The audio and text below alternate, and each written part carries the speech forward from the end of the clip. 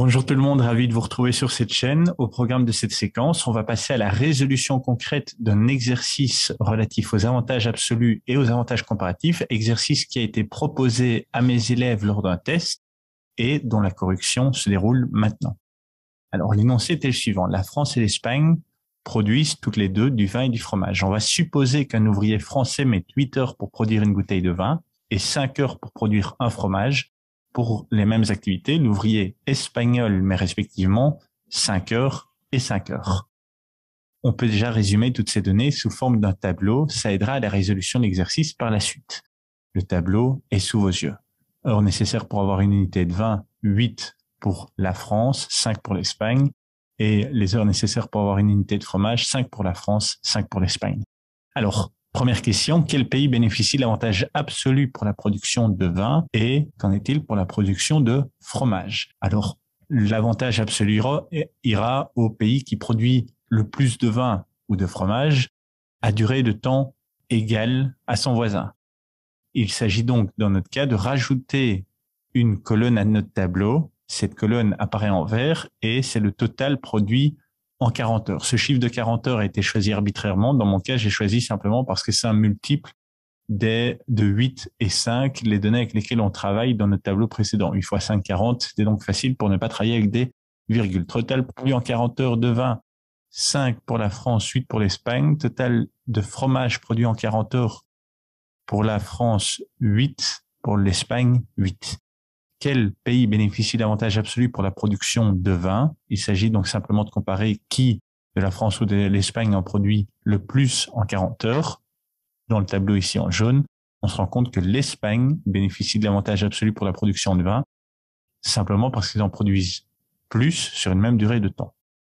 Question suivante, quel pays a l'avantage absolu pour la production de fromage? Ici aussi, on s'intéresse au tableau en jaune. On se rend compte que les deux pays produisent le même nombre de fromages, 40 heures. Aucun des deux pays n'a bénéficié de l'avantage absolu. Ils ont chacun productivité.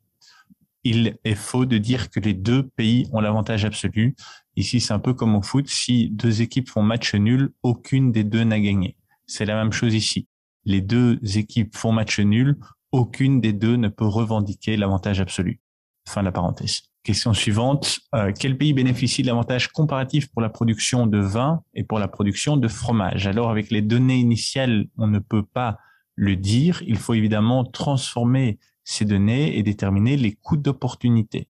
Comment est-ce que ces coûts d'opportunité nous aideront? C'est simple. On doit se rappeler que le producteur qui a le coût d'opportunité le plus faible bénéficiera d'un avantage comparatif pour la production de ce bien. On repart de ce tableau avec le total produit en 40 heures qu'on convertit et qui va nous aider à calculer les coûts d'opportunité. Si vous avez un doute sur la façon dont on calcule les coûts d'opportunité, je vous recommande d'aller visionner la vidéo qui est consacrée à ce sujet, disponible également sur cette chaîne YouTube. Ici, je vous mets tout de suite les réponses. Les coûts d'opportunité de vin et de fromage pour la France et l'Espagne, le tableau est complété et apparaît à l'écran. Alors, quel pays a l'avantage comparatif pour la production de vin et pourquoi? C'est simple, on s'intéresse donc à la colonne vin ici en jaune. Qui de la France ou de l'Espagne a le coût d'opportunité le plus faible? On se rend compte que l'Espagne a son coût d'opportunité le plus faible et donc jouit de l'avantage comparatif pour la production de vin. Quel pays a l'avantage comparatif pour la production de fromage et pourquoi? On s'intéresse ici aussi à la colonne en jaune. On se rend compte dans notre cas que la France a l'avantage comparatif pour la production de fromage car son coût d'opportunité est le plus faible. Question suivante, si la France et l'Espagne décidaient de commercer ensemble, qui échangerait du vin contre du fromage? Alors ici, c'est relativement simple. L'Espagne échangera son vin contre du fromage français et comment on peut le savoir?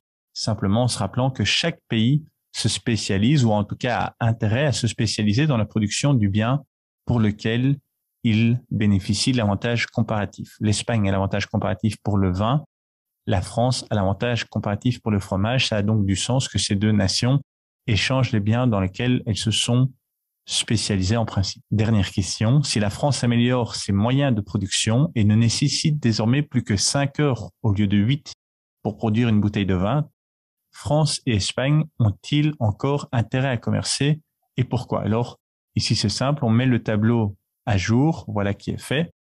et on se rend compte que les productivités de chacun des deux pays pour chacun des deux biens sont identiques. À partir du moment où les productivités sont identiques, les deux pays n'ont plus aucun intérêt à commercer sur ces produits que l'on suppose équivalents en qualité notamment, et parce que les productivités sont équivalentes, leurs coûts d'opportunité sont identiques, et cela n'engendrera donc rien sinon des frais inutiles comme les frais de transport. Merci d'avoir regardé la vidéo. Si vous avez appris quelque chose, n'hésitez pas à mettre un like sur cette vidéo. Vous pouvez aussi vous abonner pour rester informé de la publication de nouvelles capsules. N'hésitez pas non plus à me contacter si vous avez des questions ou des idées pour de nouvelles séquences.